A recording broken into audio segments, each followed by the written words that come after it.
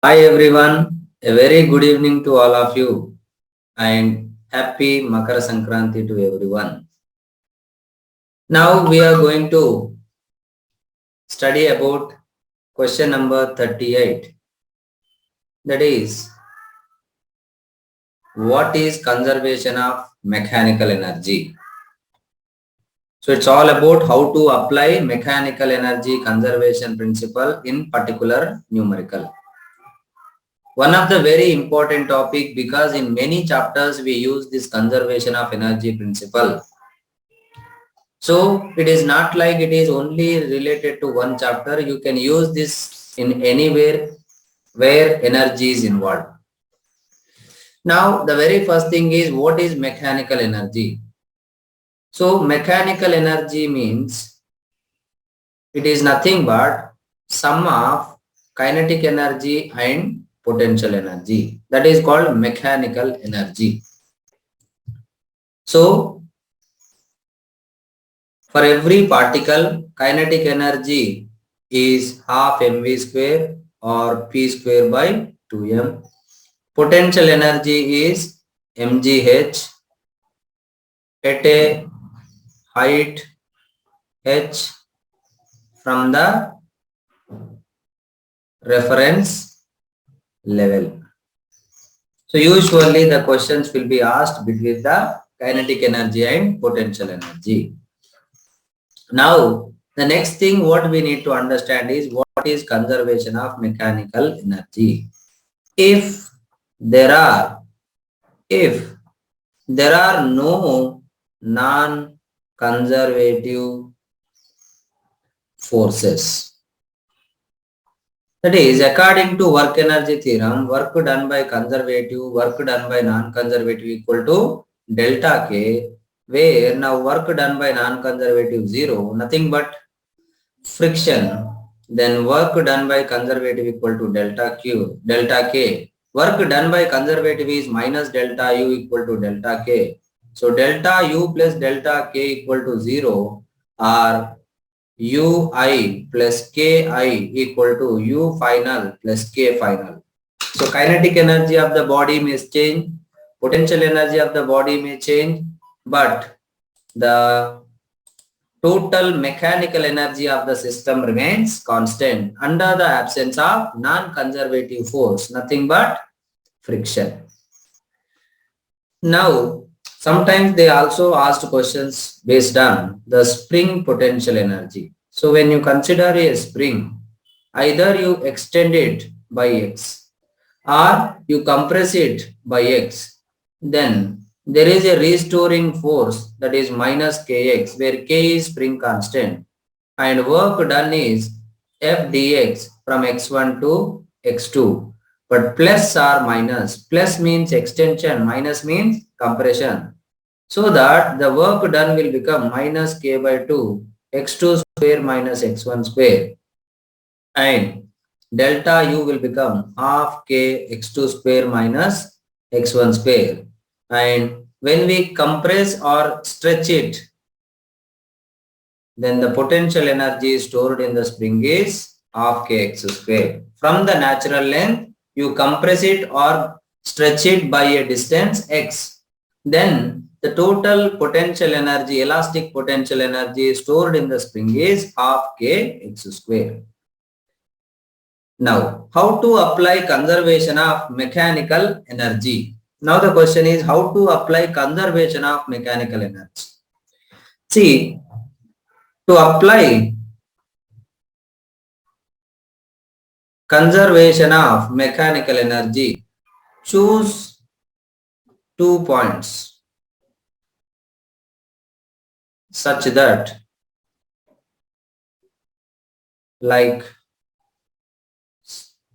such that one known point and other unknown point. Then find total mechanical energy at initial and final point. Just like suppose when you throw a body up with a velocity u, it will go to a maximum height. Let's take h. Now at a midpoint at a height h, if the velocity is v, like this is a, b, c, then total mechanical energy at A, total mechanical energy at B, total mechanical energy at C must be equal. That means half mu square plus 0 at B, half mv square plus mgh equal to at C 0 plus mgh. This is how we apply the conservation of mechanical energy between any two points. Also, in case of vertical circular motion, also we apply conservation of energy principle. Like when you take vertical circular motion between any two points, like here. Now it went up by some height h. Now this is L, this is theta, then this will become L cos theta. Then increase in potential energy mgh equal to decrease in kinetic energy. That means here u, here v, then half mv square minus half m u square. So, but decrease in kinetic energy means half mu square minus half mv square, because decrease, loss. So loss means initial minus final, gain means final minus initial. Like that, we apply the conservation of mechanical energy principle to solve the questions based on vertical circular motion. In case of vertical circular motion, just like a string attached to a bob and whirled in a vertical circle, or on a sphere, a particle is sliding over it. So on a spherical surface. Such kind of situations, you can apply the conservation of mechanical energy principle. So let's see few examples based on this, how to apply the conservation of mechanical energy. A bullet of mass m moving with velocity v strikes a suspended wooden block. Now, a bullet of mass m and that is moving with a velocity v strikes a suspended wooden block of mass capital M and remains embedded. So after that, it became like m plus m after bullet hit. That means immediately after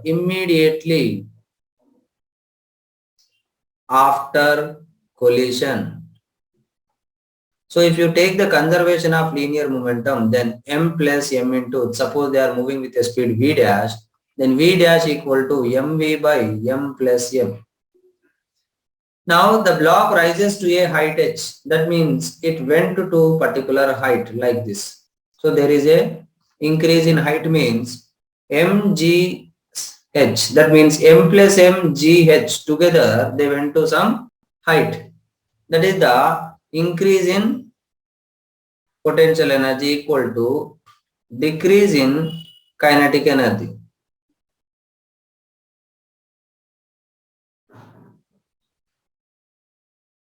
If the block rises to height h, so the increase in potential energy equal to decrease in kinetic energy.